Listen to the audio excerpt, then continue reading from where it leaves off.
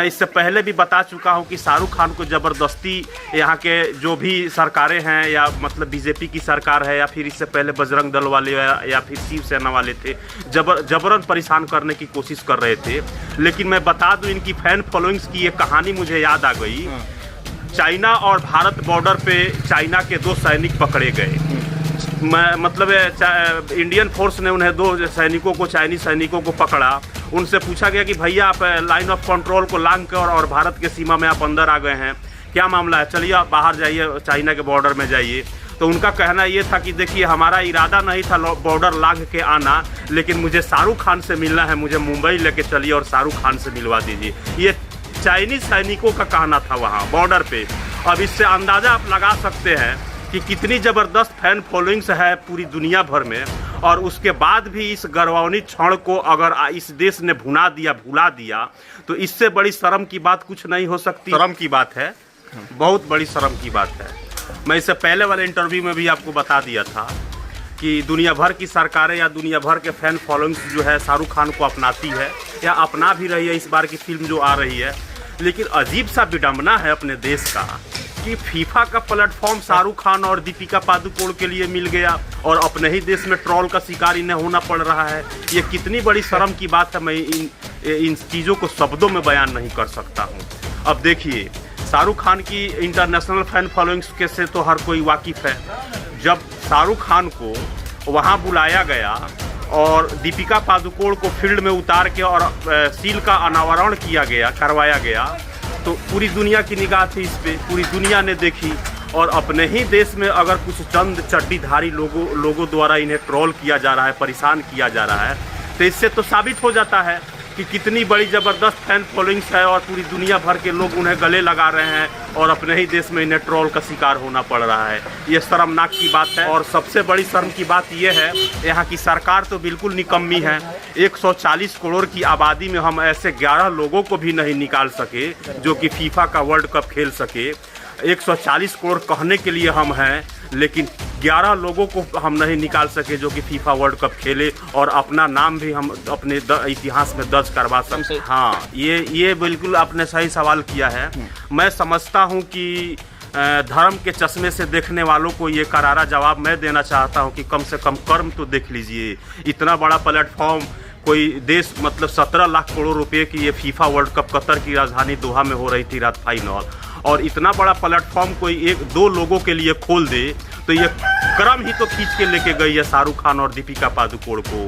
तो कम से कम ये क्रम भी तो देख ले, धर्म के चश्मे से देखना बंद करे। और मैं यही कहना चाहूँगा कि धार्मिक नफ़रतों को कम से कम युवा इस देश को समझे और धार्मिक जो नफ़रतें फैली हुई है इसके ऊपर सोचने और समझने की ज़रूरत है। इस पचड़े में पड़ने की ज़रूरत नहीं है। अपने कैरियर को समझे यहाँ के युवा। और पठान को मेरी तरफ से अग्रिम शुभकामनाएँ हैं। सभी युवाओं से और हर तबके के लोगों से मैं अनुरोध करता हूँ, आग्रह करता हूँ कि इस फिल्म को देखे सिनेमा घरों तक और ज़बरदस्त तमाचा लगाए इस फिल्म को देखते हुए। सपोर्ट निकम्मी सरकार से बस मैं 2 टूक बात कह देना चाहता हूँ कि ये जो टैलेंट हमारे युवाओं में ये सड़क पे जो नंगा नाच रहा है, ये टैलेंट को कहीं ना कहीं फील्ड पे उतारने की ज़रूरत है। इस टैलेंट को कहीं ना कहीं खपाने की ज़रूरत है। ये निकम्मी सरकार जो आज के टाइम में इंडिया पाकिस्तान और हिंदू मुस्लिम चाइना ये कर रही है, खास करके अगर इन युवाओं पे और खेलों के ऊपर इन्वेस्टमेंट किए होते तो आज हमारा देश भी उस फीफा के सूची में होता और हम भी फाइनल तक पहुंच के ये दिखाते कि भाई भारत भी कम नहीं है और भारत के युवा भी कम नहीं है। लेकिन इन सारी चीज़ों से तो फुर्सत ही नहीं है सरकार को।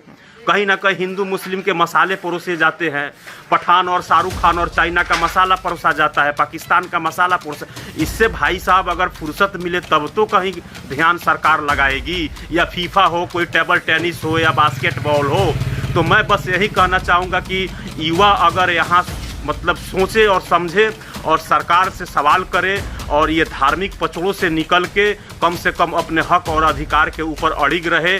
और जो युवा टैलेंट, जिसके पास टैलेंट है, खेल में रुचि है, उसको अपने बारे में सोचने और समझने की ज़रूरत है। सही सरकार चुन के लाने की ज़रूरत है, तभी आपका टैलेंट कहीं ना कहीं सार्थक होगा। युवाओं में देखिए टैलेंट की कमी नहीं है, 1% भी टैलेंट की कमी नहीं है।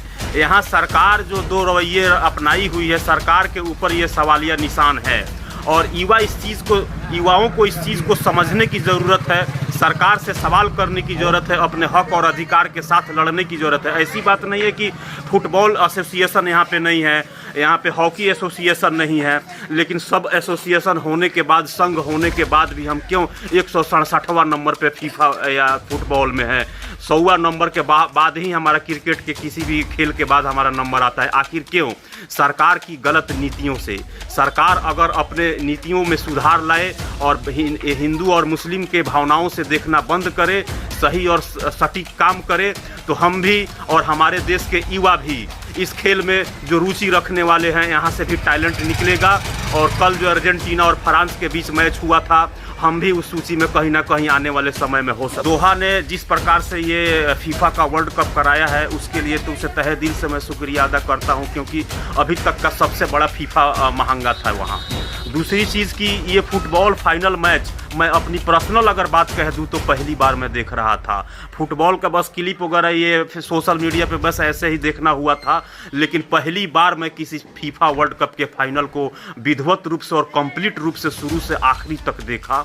वाकई ये जो फुटबॉल खेल है, जज्बाती खेल है, जोश जुनून का खेल है। अगर हमारे देश में भी इसे बढ़ावा मिलता है तो जो टैलेंट सड़कों पे घूम रहा है, कहीं ना कहीं हमें भी इसका एडवांटेज मिलेगा, हमारा देश भी इसमें परचम लहराएगा। और दूसरी चीज़ की जिस प्रकार से कल का फाइनल हुआ था, कमेंटेटर भी बता रहे थे कि विश्व इतिहास में अभी तक का सबसे रोचक फाइनल मैच था कल का, क्योंकि पेनाल्टी शूट के जरिए फाइनल का जो ये रिजल्ट हुआ, 3-3 के दोनों टीमों ने बराबर किया। उसके बाद 20 मिनट मिले, फिर 15 मिनट समय मिले, फिर भी रिजल्ट नहीं निकला। फिर एक्स्ट्रा 3 मिनट दिया गया, फिर भी उसका रिजल्ट नहीं निकला। पेनाल्टी शूट के जरिए इस मैच का रिजल्ट निकाला। वाकई अपने आप में एक बहुत बेहतरीन मैच था। एम्बापे एक उभरते हुए फ्रांस में बहुत ही बेहतरीन खिलाड़ी हैं और मेसी भी काबिले तारीफ है, पूरी दुनिया वाकिफ़ है मेसी से, रोनाल्डो से। तो इस प्रकार के जो दिग्गज खिलाड़ी हैं, इन्हें दिल से मैं सलाम करता हूं। और कहीं ना कहीं एम्बापे का भी खेल से मैं प्रभावित हुआ, या बहुत सारे ऐसे फैन फॉलोइंग्स जो है फुटबॉल के प्रभावित हुए, और आने वाले फ्रांस का एम्बापे भविष्य हैं। जामिया वर्ल्ड, इंसाफ की आवाज़। हेलो ब्रांड, आप देख रहे हैं जामिया वर्ल्ड साथ पब्लिक न्यूज़ में हम तस्लीम। जैसा कि फीफा वर्ल्ड कप सबसे ज़बरदस्त ऐतिहासिक मैच जो कल फाइनल खेला गया अर्जेंटीना vs फ्रांस में, सबों की दिलों की धड़कन बढ़ गई थी। लगातार ये ऐसा मैच हुआ, लगता है कि सदियों तक याद रखी जाएगी। इसी बीच हमारे साथ है सामाजिक कार्यकर्ता मेहताब आलम। सबसे इनसे बात करेंगे जिस तरह से बड़ी ही शर्म की बात है और बड़ी ही एक तरह से गर्व की बात है हिंदुस्तानी होने के नाते। जिस तरह से गर्व की बात यह है कि दीपिका पादुकोण ने जिस तरह से वो सील को, यानी कि जो ट्रॉफी को एक तरह से फील्ड में लाया, उसे ओपन किया। और बड़ी ही शर्म की बात है कि 135 करोड़ का देश और वो फुटबॉल नहीं खेल पाता है, एक क्वालिफाई नहीं कर पाता है। तो हम बात करेंगे ओवरऑल, क्या कहेंगे सर मेहताब, जिस तरह से ट्रोल गैंग बॉयकॉट कर रहे हैं पठान मूवी का, और एक तरह से Shahrukh Khan FIFA world cup का जो कमेंट्री बॉक्स होता है उसमें रहते हैं, और दीपिका पादुकोण एक तरह से पूरा सील को जो ओपन करती हैं, और हिंदुस्तान की गौरव की बात है। क्या कहेंगे पूरा ओवरऑल जिस तरह से पूरा हो रहा है? शर्म की बात है, बहुत बड़ी शर्म की बात है। मैं इससे पहले वाले इंटरव्यू में भी आपको बता दिया था कि दुनिया भर की सरकारें या दुनिया भर के फैन फॉलोइंग्स जो है शाहरुख खान को अपनाती है या अपना भी रही है इस बार की फिल्म जो आ रही है। लेकिन अजीब सा विडंबना है अपने देश का कि फीफा का प्लेटफॉर्म शाहरुख खान और दीपिका पादुकोण के लिए मिल गया और अपने ही देश में ट्रोल का शिकार इन्हें होना पड़ रहा है। ये कितनी बड़ी शर्म की बात है, मैं इन चीज़ों को शब्दों में बयान नहीं कर सकता हूँ। अब देखिए, शाहरुख खान की इंटरनेशनल फैन फॉलोइंग्स के से तो हर कोई वाकिफ़ है। जब शाहरुख खान को वहाँ बुलाया गया और दीपिका पादुकोण को फील्ड में उतार के और सील का अनावरण करवाया गया, तो पूरी दुनिया की निगाह थी इस पे, पूरी दुनिया ने देखी। और अपने ही देश में अगर कुछ चंद चड्डीधारी लोगों द्वारा इन्हें ट्रोल किया जा रहा है, परेशान किया जा रहा है, तो इससे तो साबित हो जाता है कि कितनी बड़ी ज़बरदस्त फैन फॉलोइंग्स है और पूरी दुनिया भर के लोग उन्हें गले लगा रहे हैं और अपने ही देश में इन्हें ट्रोल का शिकार होना पड़ रहा है। ये शर्मनाक की बात है, मैं ज़्यादा कुछ नहीं कह सकता हूँ। और सबसे बड़ी शर्म की बात यह है, यहाँ की सरकार तो बिल्कुल निकम्मी है। 140 करोड़ की आबादी में हम ऐसे 11 लोगों को भी नहीं निकाल सके जो कि फीफा का वर्ल्ड कप खेल सके। 140 करोड़ कहने के लिए हम हैं, लेकिन 11 लोगों को हम नहीं निकाल सके जो कि फीफा वर्ल्ड कप खेले और अपना नाम भी हम अपने इतिहास में दर्ज करवा सकते थे इस फीफा। लेकिन एक चीज और बताइए, जिस तरह से ट्रोल लगातार करने की कोशिश हो रही है, अभी भी जिस तरह से देश को गौरवान्वित किए हैं शाहरुख खान और दीपिका पादुकोण, वो ऐसा प्लेटफॉर्म किसी को नहीं मिलता है, खासतौर पर बड़े नामचीन हस्तियां जो होती हैं। और सबसे विडंबना यह है कि भारतीय टीम जो फुटबॉल टीम है एक तरह से कोई चीज में क्वालिफाई नहीं कर पाई है। इतना गौरवान्वित क्षण है, लेकिन उसके बावजूद पठान मूवी का एक तरह से बॉयकॉट किया जा रहा है, उसे धर्म के से जोड़ा जा रहा है। और सबसे बड़ी विडंबना यह है कि अक्षय कुमार हो, रिंकी के पापा मनोज तिवारी हो, रवि किशन हो, वो सब भगवाधारी ड्रेस पहनकर, एक तरह से भगवा ड्रेस पहनकर हरे राम हरे कृष्ण तमाम आए पहले माना जा सकता है। लेकिन क्या कहें, क्या वजह है कि पठान मूवी का अभी भी विरोध हो रहा है, जबकि शाहरुख और दीपिका पादुकोण ने पूरा हिंदुस्तान में पूरा विश्व में अपना नाम रोशन किया है। पूरे विश्व को करीब कल के मैच को पूरी दुनिया भर में 1 अरब से भी ज़्यादा लोग देख रहे थे, उसमें हम दोनों भी शायद देख रहे थे। 1 अरब में हमारा भी नाम लिस्टिंग था। लेकिन अब ये यहाँ से कहना बड़ी विडंबना है। मैं इससे पहले भी बता चुका हूँ कि शाहरुख खान को ज़बरदस्ती यहाँ के जो भी सरकारें हैं, या मतलब बीजेपी की सरकार है, या फिर इससे पहले बजरंग दल वाले या फिर शिवसेना वाले थे, जबरन परेशान करने की कोशिश कर रहे थे। लेकिन मैं बता दूँ, इनकी फैन फॉलोइंग्स की ये कहानी मुझे याद आ गई। चाइना और भारत बॉर्डर पे चाइना के 2 सैनिक पकड़े गए। मतलब इंडियन फोर्स ने उन्हें 2 सैनिकों को, चाइनीज सैनिकों को पकड़ा। उनसे पूछा गया कि भैया आप लाइन ऑफ कंट्रोल को लांघ कर और भारत के सीमा में आप अंदर आ गए हैं, क्या मामला है, चलिए आप बाहर जाइए, चाइना के बॉर्डर में जाइए। तो उनका कहना ये था कि देखिए हमारा इरादा नहीं था बॉर्डर लांघ के आना, लेकिन मुझे शाहरुख खान से मिलना है, मुझे मुंबई लेके चलिए और शाहरुख खान से मिलवा दीजिए। ये चाइनीज सैनिकों का कहना था वहाँ बॉर्डर पे। अब इससे अंदाज़ा आप लगा सकते हैं कि कितनी ज़बरदस्त फैन फॉलोइंग्स है पूरी दुनिया भर में। और उसके बाद भी इस गौरवान्वित क्षण को अगर इस देश ने भुला दिया तो इससे बड़ी शर्म की बात कुछ नहीं हो सकती है। और मैं यही कहना चाहूँगा कि ये जबरन है, ज़बरदस्ती है, लोकतंत्र के साथ खिलवाड़ है, आज़ादी के ऊपर कहीं ना कहीं सवालिया निशान। लेकिन एक और, क्या पठान मूवी का जो विरोध हो रहा है और ऐसे तमाम जो भगवा ड्रेस पहनकर जो तमाम गाने गाए हैं, एक खास मतलब कि स्टारडम जो है शाहरुख खान का ऑल ओवर वर्ल्ड का में लगातार कोई भी मूवी आते उनके साथ विवाद क्यों किया जाता है, जबकि इस तरह से तमाम अक्षय कुमार हो, रवि किशन हो और मनोज तिवारी हो, तो इस तरह से विवाद क्यों खास तौर पर जोड़ा जा रहा है? क्या लगता है कि इससे पीछे कोई बड़ी साजिश है कि जिस तरह से नाम स्टारडम है शाहरुख खान, कोई जल रहा है उनकी स्टारडम से? हाँ, ये बिल्कुल आपने सही सवाल किया है। मैं समझता हूँ कि धर्म के चश्मे से देखने वालों को ये करारा जवाब मैं देना चाहता हूँ कि कम से कम कर्म तो देख लीजिए। इतना बड़ा प्लेटफॉर्म कोई देश, मतलब 17 लाख करोड़ रुपए की ये फीफा वर्ल्ड कप कतर की राजधानी दोहा में हो रही थी रात फाइनल, और इतना बड़ा प्लेटफॉर्म कोई 1-2 लोगों के लिए खोल दे तो ये क्रम ही तो खींच के लेके गई है शाहरुख खान और दीपिका पादुकोण को। तो कम से कम ये क्रम भी तो देख ले, धर्म के चश्मे से देखना बंद करे।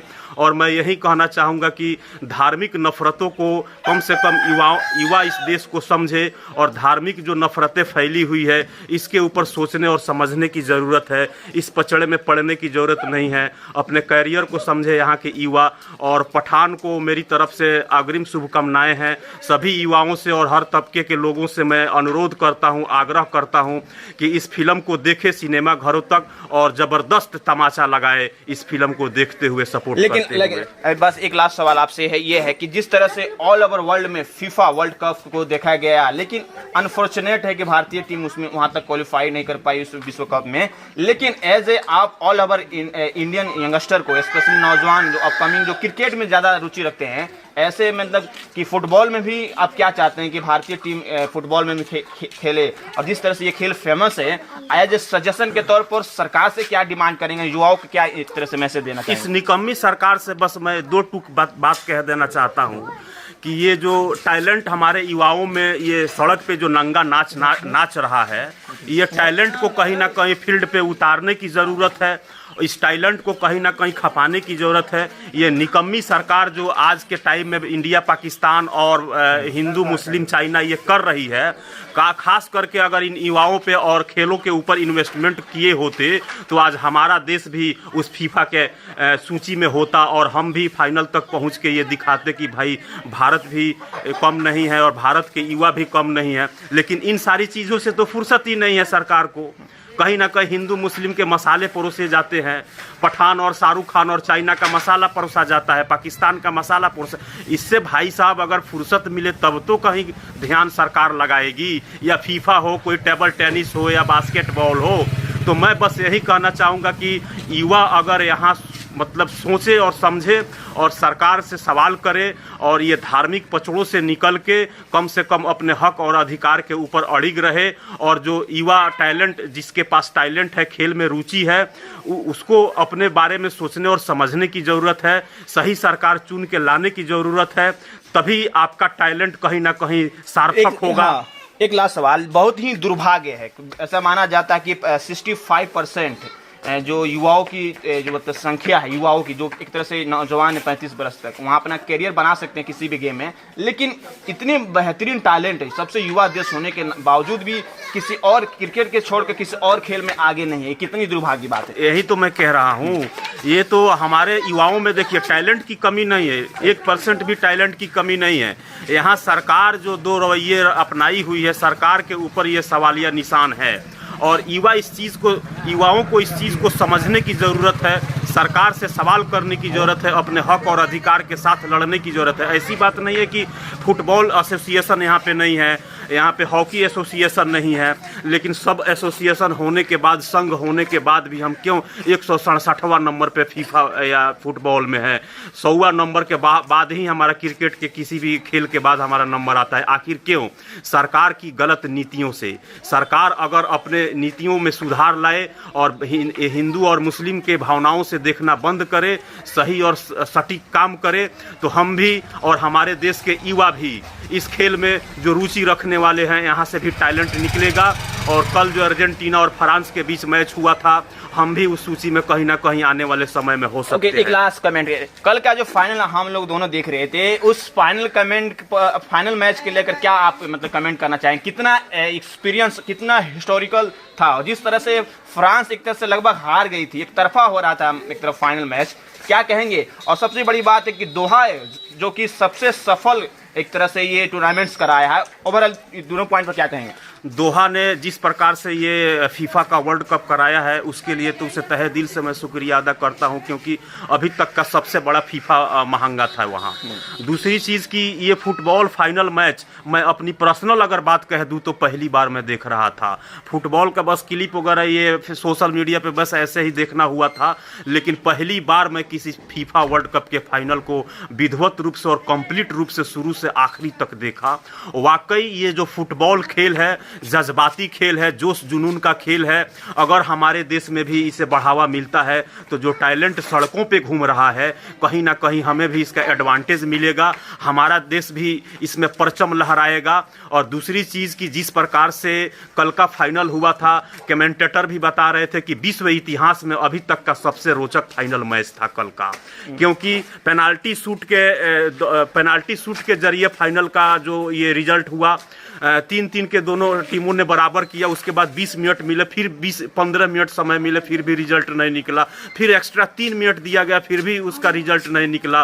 पेनाल्टी शूट के जरिए इस मैच का रिजल्ट निकाला। वाकई अपने आप में एक बहुत बेहतरीन मैच था।